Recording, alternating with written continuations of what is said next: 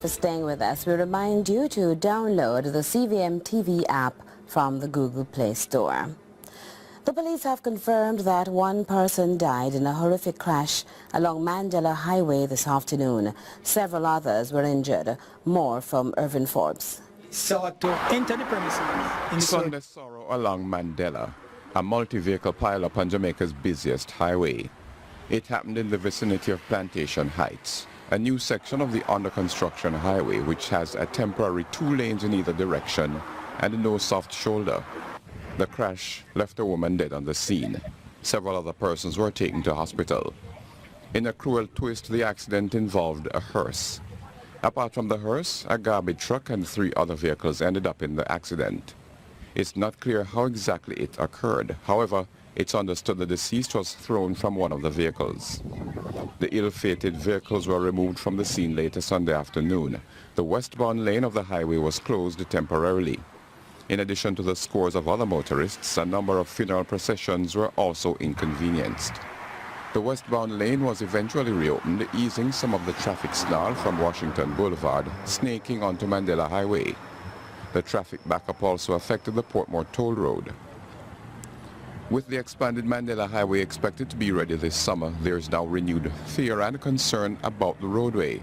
Concerns relate to the speeds at which some motorists drive, the narrow corridors now in place, and access points for pedestrians. Irvin Forbes, CVM Live. And the National Road Safety Council is intensifying its call on all road users to practice safety. I'm joined on the phone now by Vice Chairman of the NRSC, Dr. Lucian Jones. Good evening, Dr. Jones. Good evening, Colin. An opportunity, sir, for you to tell the nation if there are any particular concerns about Mandela Highway at this time. I think the first appropriate thing, Colin, is to offer condolences to especially the Argentina family. I gather that the lady who died is the mother of a family, of a staff member of that company. So we want to underscore the reality is that this is a terrible human tragedy and not just a bit of data or statistics. The second thing I want to underscore is that it will be reasonable to understand this happening because she was not wearing a seatbelt, or if the seatbelt failed otherwise. And therefore we want to make the point that seatbelts save lives. Data has been showing for a very long time that you can reduce the risk of serious injury by 50%. You can reduce the risk of dying by 45%. As far as the Mandela is concerned, this is a work in progress. This is the second major crash we have had. There was one last year when a truck overturned and someone died. So we want to underscore again that people need to be extremely cautious when they are driving on the Mandela. It is meant to improve the road. It's meant to improve the time at which people can traverse from point A to point B. But we must underscore that this is a work in progress, and therefore people need to slow down. I drive on a road every day, and the kind of speeds I see people driving at is just crazy. So the central message here is to slow down. One of the things we need to get into the Jamaican psyche and the Jamaican culture is that although this is a matter of grief and pain and, right now family members are crying, but it's not just a local issue. It's a serious national developmental issue because the data coming out of the UN, and we're a nation facing serious problems achieving growth, is that you can lose up to 2 to 3% of your GDP because of road crashes. And in fact, there's good data coming out of a cost of care study done last year by the university, which shows that the cost in a particular year, I think that was 2012, the total cost of crashes to the country was $3.2 billion, 1.4 billion direct cost to the hospitals, and $1.8 billion in indirect costs in terms of productivity. So we're talking about serious money here when you consider that the total health budget is about $70 billion. So the key thing really is for us to try and slow down on the Mandela, wait until the road is complete, and even then you have to drive according to the speed limit and be very careful. But the critical factor really is to make sure that as you get into your car, you put on your seatbelt. It's a law in Jamaica, and I know that some taxi drivers are guilty of either not providing a seatbelt or not ensuring that people wear their seatbelts. It is a law. We want to underscore the fact again that the police will come down hard on you. But you yourself, every single person going in a car, driver or passenger, put on your seatbelt, whether you're in the front or in the back. It will save your life. Right. We also wish to extend our condolences at this time. Sir, are you expecting any additional procedures, therefore, to increase safety along that highway? Yes, in fact, I spoke to Superintendent Kobe, who is head of traffic, and he's in discussion with the National Works Agency as to how we can work out a safer way for people to traverse that particular corridor. I think the discussions are going to be afloat, and we'll probably hear more about it tomorrow. Okay, thank you, Dr. Jones. Okay, thank you. Investigations continue to dig deep into the circumstances and implications of yesterday's marathon confrontation in the Ironshore area of St. James, which led to the death of a wanted man. The firepower in Hatfield, Ironshore, Montego Bay, St. James, Saturday afternoon into late evening was heavy and persistent. Armed civilians linked to gangs in Lilliput, another community in the Western Parish, on the inside, embedded in the community. Some were inside this building, we were told. Joint police military teams becoming the target of the gunmen's revenge. What is interesting and persons must realize, and it speaks to the state of emergency, is that the police was able, be acting on their own intelligence, to come to these premises.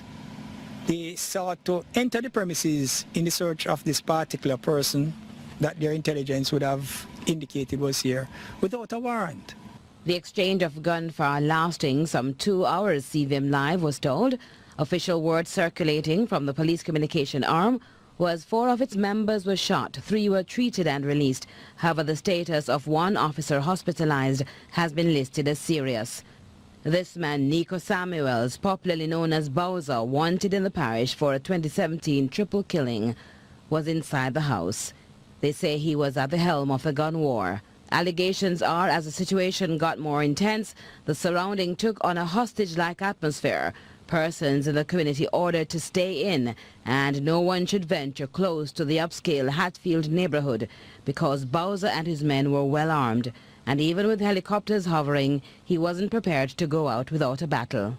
When the explosion ceased, however, Nico Samuels was listed as fatally wounded. Sunday afternoon, Councillor Charles Sinclair was at the location, pointing to the troubling nature of this incident and arguing contrary to those questioning the extension of the enhanced security measures. We have heard some persons saying the state of emergency should not be extended in St. James. What this is telling us is that the police, and they have said it publicly, and I will repeat it here, which is that the state of emergency activities now is moving into another phase. The police would have gathered sufficient information in the first part of the state of emergency, on which they are now acting and moving to specific targets, because this was a specific target under intelligence gathering. Stay the course, he says, while heaping praises on those involved. Whose apartment is it? How did this person of interest have access to that apartment? So it is going to be moving on to who are the facilitators of crime. Meanwhile, a felon who absconded bail and was sentenced to 35 years in prison in absentia for a murder in December of 2009 has been captured. He was captured on Friday, April 26 in Spanish Town, St. Catherine, which is under a state of emergency. He is Devon Harriott, who was charged jointly with O'Shane Coley and Michael Jacobs. Harriott, who eluded the justice system for 2 years, was captured by lawmen on Wellington Street in the Old Capital. Police say after he absconded bail, he assumed the identity of a dead man and produced an identification card under that name when he was questioned. However, intense investigation led to the uncovering of his real identity. On the other hand, professional baler man James Bailey, 49-year-old of Marcus Garvey Drive, Greenwich Farm in Kingston, pleaded guilty to 3 counts of uttering forged document and attempting to pervert the course of justice.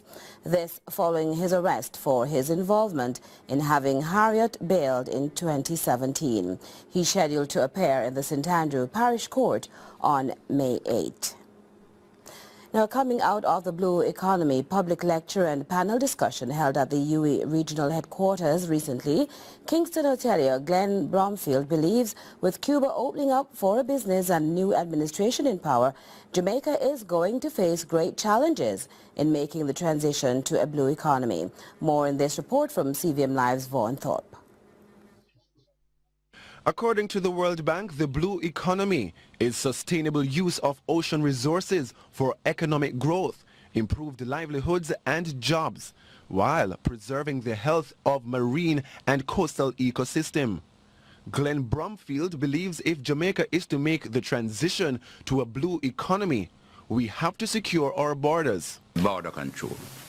A border control for national security is useful and one of the critical areas, and from time to time you do hear the police make statement to the fact that they are not too comfortable with our control of the control of our borders. According to the World Bank, by 2030, it is predicted that the entire sea economy could be generating $3 trillion annually. However, the hotelier added that with Cuba, a neighboring island that shares the Caribbean waters, and opening up to the world for business, that is going to be one of our greatest challenges. I believe that the new leader, and I repeat, the new leader is not a Castro. The Castro has, at least they can control their party business, but this is a businessman. I suspect this man that is now the president of Cuba is a strong businessman, and his presence as the leader of Cuba, as a business world, is going to be a major, major challenge for Jamaica, and we better wake up and understand that. He's also asking for corporate Jamaica to invest more in agriculture, not excluding cannabis. Those of us who have the understanding of the whole issue at hand, get on board, get it be known, and get on board and assist in getting these subjects, agriculture and medical marijuana, to be one of the subjects that is being taught all over Jamaica. Vaughan Thorpe, CVM Live. The next series of investments is set to take off at St. James's Sangster International Airport. MBJ Airports, the operators of the airport, is now ready to embark on $200 million in expansion projects. While addressing MBJ's 15th anniversary awards function, Transport Minister Robert Montague highlighted the 3 projects coming on stream. These include rehabilitation of the taxiways, the renovation of the Customs and Immigration Hall, and the extension of the runway, which now will facilitate heavy aircrafts taking off from Montego Bay and being able to reach as far as Turkey. And the next time you expand, we will head to China. Next week, on the 4th, next Friday, we will be receiving the proposals for the next phase of development. We have invited the best companies in the world when it comes to airport engineering and architecture to present their proposals, and so we are very, very excited. And of course we are going to be addressing the issues that you just raised. We are fully aware that we need to improve, among other things, the immigration process, and we are, believe me, working on that very, very hard, together with our stakeholders here in Jamaica, and in that particular case with PICA. Minister Montague also announced that the Airports Authority of Jamaica has been mandated to explore the possibility of a small advisory board for the airport. I see no reason why some small, easy-to-do decisions cannot be made locally, why it has to be shipped to Kingston. As a matter of fact, in that vein, the board will be exploring subcommittees at every aerodrome, where a member of the board will become the local chair of that aerodrome.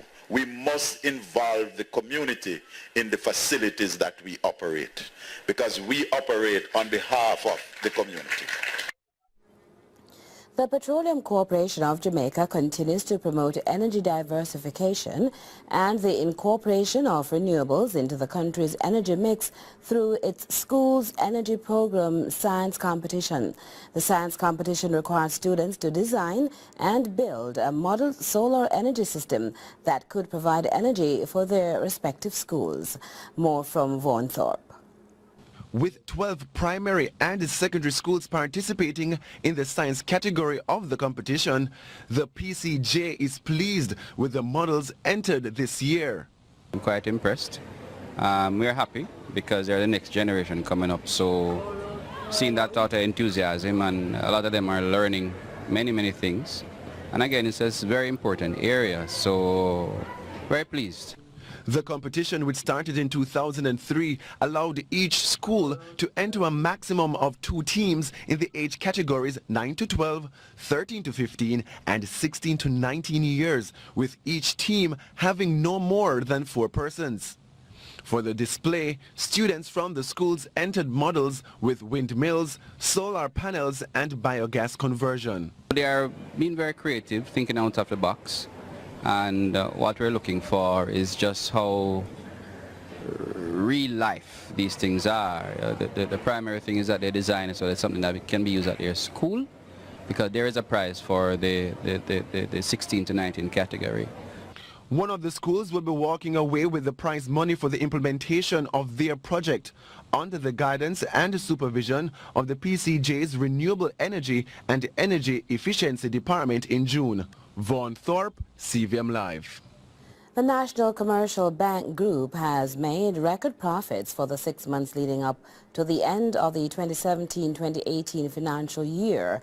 This according to Group Chief Financial Officer and Deputy CEO Dennis Cohen while speaking at the investors briefing on Friday. CVM Live Nicole Wilson reports. The National Commercial Bank NCB Group has made $11 billion in profits for the 6 months ended March 31, 2018. According to Group Chief Financial Officer Dennis Cohen, only 2 companies have earnings of this amount on the Jamaica Stock Exchange. This is significant as the NCB Group has just acquired a new subsidiary. This is our first income statement consolidated with our newest subsidiary, the Clarion Group. When compared to the prior year, you will see that our net profit for the 6-month period grew by $1.4 billion or 15% over the prior year. The results were driven by our continued focus on our strategic priorities and, of course, most importantly, our continued team collaboration. Our results are underpinned by an impressive 23% growth in our revenues.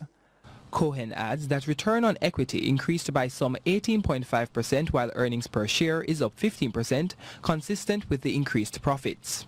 Speaking specifically about the March quarter results, he says net profit increased 7% over 2017, which he attributes to growth in specific areas. The improved earnings were driven by gains on investment securities, driven by increased demand and reduced availability of Government of Jamaica paper. We have also had an increase in net interest income due to growth in our loans and investment securities portfolios. He notes that operating revenues for the NCB Group increased by 23%, amounting to some $6.6 billion. The main increase in operating revenues was a $3.5 billion increase from investment activities and foreign exchange income. This performance has been fueled by the domestic macroeconomic conditions, leading to less Government of Jamaica borrowing and consequently greater market liquidity. Nicole Wilson, CVM Live. This is CVM Live. We go to a break ahead of news. Thanks, Curlin. Hello, glad you could join us for CVM Live Rewind, CVM's weekly recap of the top stories from our newsroom. I'm Joel Crossgill. It was a week dominated by chaos in Parliament, claims and counterclaims. Special welcome also to our viewers in the New York tri-state area. There were fiery exchanges in Gordon House on Tuesday as members of Parliament clashed over the controversial Cornwall Regional Hospital saga. The arguments and counter-arguments led a frustrated House Speaker, Pernell Charles, to temporarily suspend the sitting. Shameful act of deception. It was a raucous meeting of Parliament where statements were made regarding the ongoing crisis at Cornwall Regional from both sides of the political divide. Dr. Christopher Tufton sought to refute claims that he overruled the Chief Medical Officer in the matter of having the hospital evacuated. The then Chief Medical Officer, who has the authority, not me as Minister, he has the authority to issue a closure notice, did not issue a closure notice. He made a recommendation which was the subject of a meeting, after which he clearly stated that a closure notice would not be issued. And I think that is very important for the records, Mr. Speaker, for fear that some think that we overruled the Chief Medical Officer. We can't do that. It's not allowed in law. Opposition spokesperson on health, Dr. Dayton Campbell, suggested that the minister was not being truthful. You know, the minister seems to be making it up as he goes along, you know, Mr. Speaker, because if you look on page 3, he says that in 2016 they started relocation of services and 70% of the services were relocated. It's 38 services there are 38 services on the main building, and he's saying that 70% were relocated in 2016. That, Mr. Speaker, is not in keeping with the truth. The minister pointed to a correspondence authored by the Chief Medical Officer, in which he stated that the notice for closure would not be forthcoming. Please note that a notice for evacuation will not be issued. This is from the Chief Medical Officer, and he's suggesting that the Chief Medical Officer, who has the authority under law to issue a closure notice, who places in writing that that order will not be issued, he's now placing that burden on me, that I am the one who issued that order. And Mr. Speaker, it is a shameful act of deception for the member to make that suggestion. Meanwhile, there was a flashpoint in Parliament, which forced Speaker of the House, Pernell Charles Sr., to adjourn proceedings for 20 minutes to allow members from both sides to regain their composure. The incident stemmed from a question from Dayton Campbell made by Darrell Vaz on whether or not he had a conflict of interest as it relates to the closure of the Cornwall Regional Hospital. May the Honourable Minister indicate when he confirmed for Central West, who is the current opposition spokesperson on health, has a contract as a doctor with a private hospital in the parish of St. James, where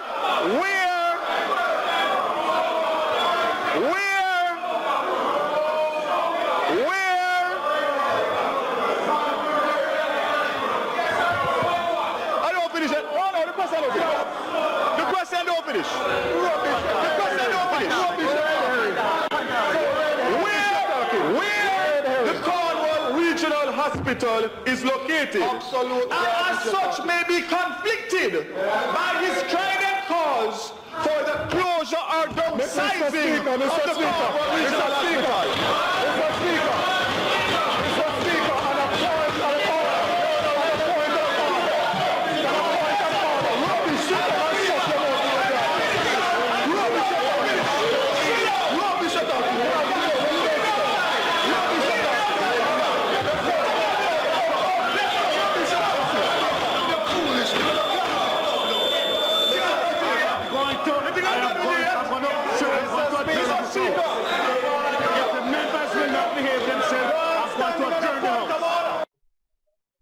The opposition leader, Dr. Peter Phillips, blasted Health Minister Dr. Christopher Tufton for refusing to conduct an inquiry into the crisis at the Cornwall Regional Hospital and said that the investigation should not be viewed as a witch hunt.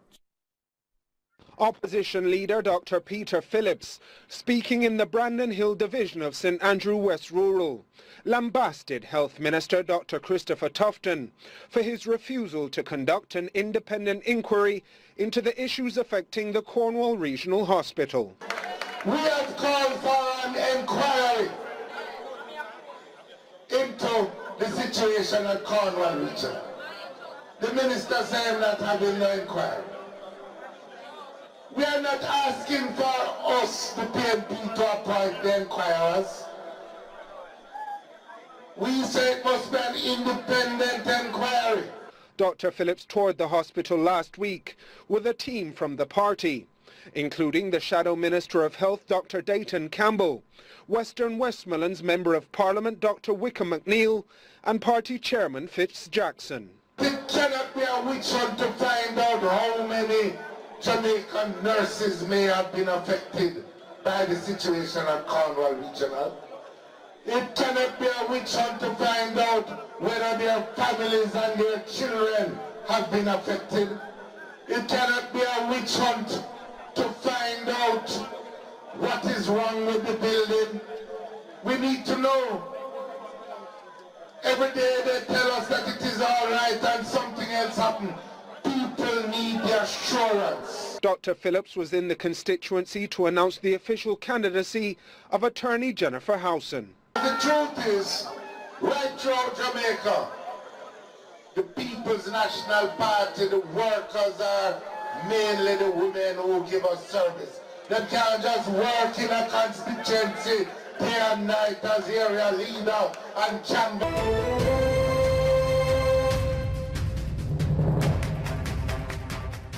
Welcome back to Cover Stories. You can follow CVM TV on Twitter at CVM TV or like our Facebook page at facebook.com/CVM TV.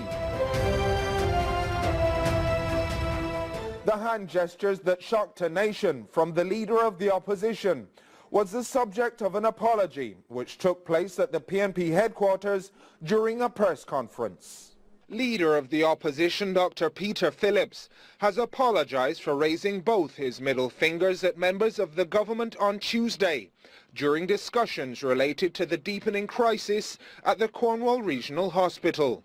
Dr. Phillips explains what led up to the gesture, identifying his intention to request 2 additional minutes for Dr. Dayton Campbell to retort what was said by Minister of Health Dr. Christopher Tufton during his presentation to the House. In seeking this 2-minute extension, I used a gesture which has become the subject of controversy and interpreted as offensive, as the records of the Parliament will show. At no time was any offense meant, and none was taken either by the Speaker, who is the presiding officer of the Parliament, nor by any member of the Parliament on either side of the aisle. Dr. Phillips says he regrets using the gesture. However, in light of the misinterpretation and in some instances misrepresentation, I regret using this gesture in what was a light-hearted moment of banter in the House, in fact intended to diffuse any tensions which were arising. Dr. Phillips is, however, not allowing his gesture to overshadow the debate that was ongoing regarding the government's handling of the situation at the CRH. However, the controversy generated in public discussion over the past 2 days should not be allowed to divert public attention from the serious threat posed by the negligence of the government to the Jamaican people, and particularly to the people who use the facilities of the Cornwall Regional Hospital. In a CVM Live follow-up, the main protagonist of an outburst in Parliament on Tuesday, which stirred up much debate across the island, both offered an apology to the nation as Dr. Dayton Campbell and Darrell Vaz were guests on CVM Live's panel discussion. Opposition spokesperson on health Dr. Dayton Campbell and West Portland MP Darrell Vaz were guests on CVM Live's panel discussion following their boisterous outburst in the House of Representatives a day prior, which led to the Speaker of the House adjourning the sitting for 20 minutes. Dr. Campbell was the first to offer an apology for his behavior during their exclusive interview on CVM Live. I am saying to the persons in Jamaica who may have felt offended by the way in which I conducted myself, if they think they have the view that it is unparliamentary, I may have to join with them in saying that that is not the way that I intend to conduct myself in the parliament. I don't have an issue with that. What I'm saying though is that when the question was asked, no, Mr. Vaz, I've apologized, you have not. You haven't got a chance to. I've apologized, you have not. When you hear mine, Darrell Vaz was next to offer his regret for how the situation deteriorated. I should have handled it better. No two ways about that, because all I was doing is asking a simple question. And if I offended, which I know I did because I've got the cause congratulating me from the political side and other persons who mean a lot to me and who mentor me to say, you're bigger than that. Gentlemen. And therefore, I unequivocally apologize to anybody who saw that and thought that it was unparliamentary and unprofessional. Dr. Campbell also sought to answer the question relating to a conflict of interest that was posed by Mr. Vaz in Parliament. In relation to the Cornwall Regional Hospital, I really like for Mr. Vaz to tell me what is the conflict that he's referring to, because I am not a shareholder at Hospital, which is where I work in Montego Bay. I'm a doctor that is employed there, and my employment at Hospital means that, as is any doctor in any hospital anywhere in the world, we're not paid per patient like it's a private practice, we're paid per hour. So if there is an increase in the patient load at the hospital, what it would mean is increased work for me, and the compensation would not change.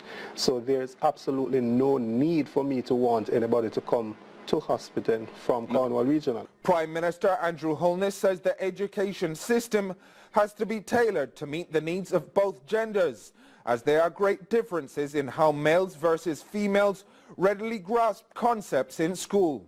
This, he said, while lauding the boys from Bogwat High at a courtesy call to King's House. CVM Live's Khadija Thomas has this report. Bogwalk High School male students listening attentively, all participants of the Boys Up program, which aims to empower young men at the educational institution. Prime Minister Andrew Holness is now encouraging the school's administration to recognize learning difficulties and create special initiatives to tackle the problem. Within the education system, speaking generally, but specifically as it relates to boys, there is not much effort being placed on grooming. Now, I'm not speaking now of grooming merely as how we dress, but grooming as to our etiquette, to use a word we all understand, our manners. Prime Minister Holness says there has been a rejection of boys being disciplined and adjusting to the learning environment. He says the value system is slowly being degraded. And what is praised is how bad you can do things instead of how good you can do things. And so I see this as an attempt to counteract the counterculture that is becoming the mainstream culture. There is absolutely nothing wrong with wearing your pants on your hip and your shirt tucked in. Absolutely nothing wrong with that. There's nothing wrong with being properly groomed and well-spoken. He says that the education system must not allow for deviant behavior to persist among children. Both his daughters and their mother in a brutal machete attack in Hanover. CVM Live's Nicoy Wilson has that story. Wednesday morning, Industry Cove in Sleepy Green Island, Hanover. 3 bodies, 3 females, a mother, 38-year-old Adani Cunningham, also called Neek, and her 7- and 4-year-old daughters covered in blood in a yard. The only other person who was reportedly in their company was the children's father, Paul Coote, also called Coote, who sells conch shells on the beach in Negril. From all indications, there was no longer a family unit. Adanique's cousin, who witnessed Coote fleeing the scene just before the discovery of the bodies, says she actually came to speak with him. I heard he was acting strange since yesterday. So I plan on talking to him this morning. So I come out the gate and I come up here to talk to him. But then I see him run go up the road. So because he's working at the car wash, I thought he was going to the car wash. You know, and he was late, so he was running. It's after that somebody tell me that him killed Nikki and the 2 children. She describes Adanique as being simple, a word she also used to describe Coote. The man simple too. And somebody won't really expect do this, you know, because he's such a calm person. So I don't think they were in any argument or anything like that because you don't really argue. I know he was a quiet person, in spite of whatever, you understand me? Very quiet, harmless. That was the man. It didn't take long before she burst into tears as she tried to call her cousin's name. Adanique Cunningham.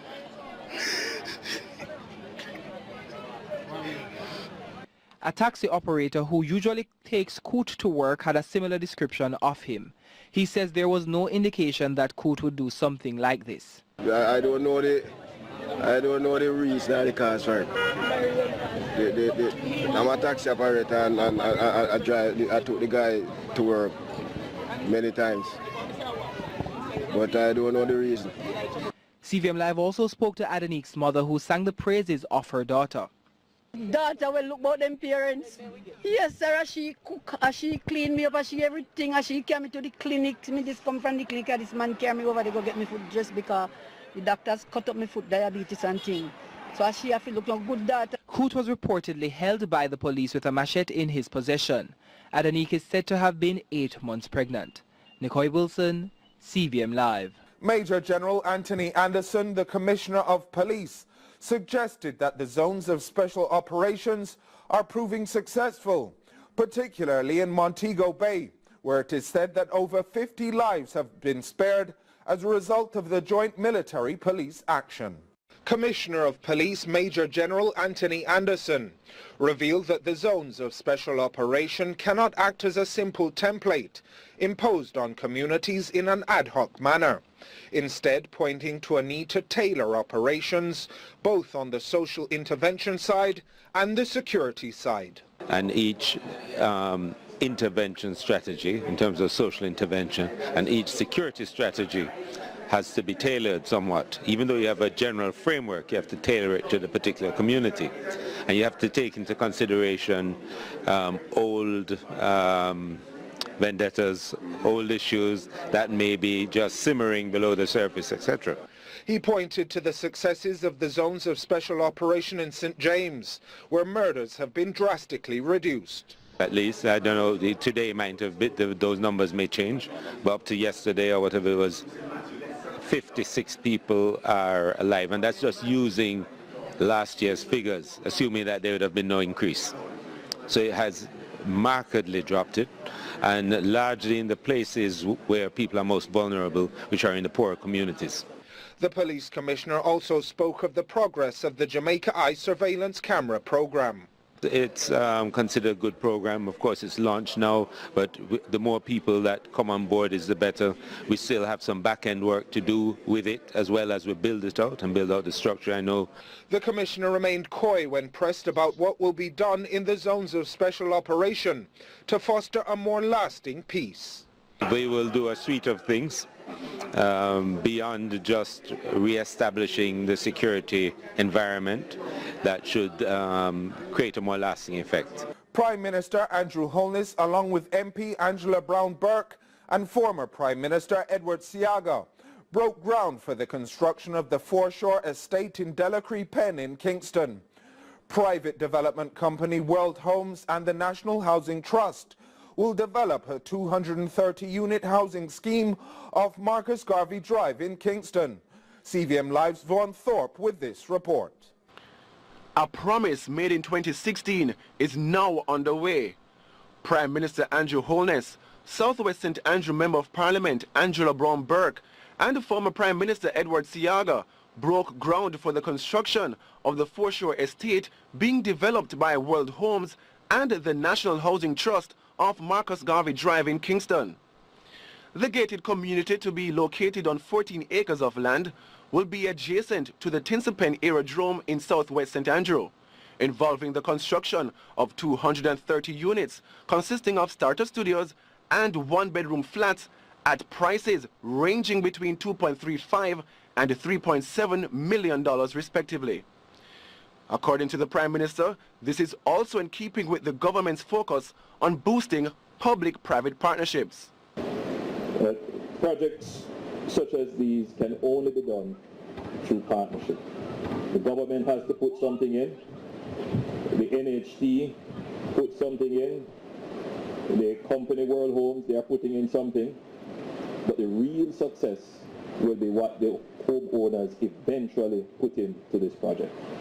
However, the Prime Minister noted that housing should not be politicized, and restructuring the country's bureaucratic system to enable efficient and quick decision-making is among the government's priorities, as it is one of the prime reasons for the delays. And I want you to therefore just stop for a minute and think how many other projects are in the pipeline waiting to come. Sometimes because of, bureaucracy that we put in. Vaughan Thorpe, CVM Live. In a CVM Live follow-up, the Economic Growth Council, EGC, has commented on the issue of the accuracy of GDP growth figures from the Planning Institute and the Statistical Institute of Jamaica. The subject was raised in a recent interview on CVM Live. We have the latest from Irvin Forbes. On CVM Live last week, the PSOJ president expressed concerns about how the Planning Institute measures growth, suggesting the actual figures are likely higher. But the question you have to ask yourself is that why it is due every 2-week payment period and every end of month payment period you cannot get into the plaza. Mike, what is causing that? And if that is not growth, I would really think you want the PIOJ here to tell you how they measure expenditure. At Wednesday's quarterly briefing, we sought the view of the Economic Growth Council. EGC Chairman Michael Leachin noted that anecdotally stakeholders know there is more growth than is being recorded. As one solution, he highlighted the need to offer incentives for more persons in the informal economy to enter the formal economy. And at the same time, we have to train those who are informal and educate them as to how to write a business plan, how to get access to financing, because as an informal operator, you cannot leverage. There is no leverage, and the essence of creating wealth is leverage. There is agreement within the EGC that the public discourse on measuring growth is a welcome move. Just like fiscal consolidation in 2013, when we had to fix our house, became the conversation piece more and more, and I was pleased to hear Howard Mitchell from the PSOJ, the head of the PSOJ, bringing this up and putting it more and more in the public square, so that Staten has to say, A, they don't have enough resources. I know that. I've been to Staten, I've talked to them. They don't have all the resources they need. The PIOJ might say they don't have all the resources,